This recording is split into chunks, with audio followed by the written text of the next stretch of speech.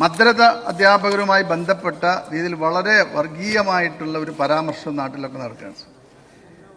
മദ്രസ അധ്യാപകർക്ക് നൽകുന്ന ആനുകൂല്യങ്ങൾ അത് സർക്കാർ വലിയ തോതിൽ നൽകുന്നു എന്നൊക്കെ ഈ സോഷ്യൽ മീഡിയയിലൊക്കെ വലിയ രീതിയിൽ വരികയാണ്. ശരി, ഇത് വാസ്തവവിരുദ്ധമായിട്ടുള്ള ഒരു പ്രസ്താവനയാണ്. കേരളത്തിലെ മദ്രസ അധ്യാപകർക്ക് സംസ്ഥാന സർക്കാർ 25,000 രൂപ ശമ്പളം നൽകുന്നു എന്നുള്ളതാണ്. അത് കേട്ടാൽ തന്നെ ആ ഒരു ആളുകൾ അവർ അത്ഭുതപ്പെട്ടു പോകും. കാരണം അവരുടെ ശമ്പളത്തെ സ്ഥിതിയൊന്നും നമ്മളിവിടെ പറയാതിരിക്കുകയാണ് നല്ല. സർ, ഇവരെ മദ്രസ അധ്യാപകർക്ക് അവരുടെ ക്ഷേമനിധിയിൽ നിന്നാണ് സർ ഇത്തരം കാര്യങ്ങൾ ചെയ്യുന്നത്, അവർക്കുള്ള ആനുകൂല്യങ്ങൾ നൽകുന്നത്. അപ്പോൾ ഇതിൽ ക്ഷേമനിധിയിലുള്ള പെൻഷൻ അങ്ങ് 60 വയസ്സ് പൂർത്തിയാകുമ്പോഴുള്ള 1,500 രൂപ മുതൽ 7,500 രൂപ വരെ പെൻഷൻ അവർക്ക് ലഭ്യമാകും.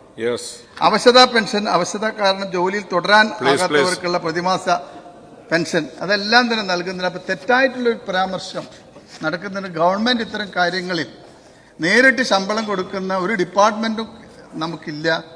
അത് ക്ഷേമനിധിയിൽ നിന്നാണ് ഈ കാര്യങ്ങളൊക്കെ ചെയ്യുന്നത് എന്നുള്ള കാര്യം സഭയെ അറിയിക്കുകയാണ്.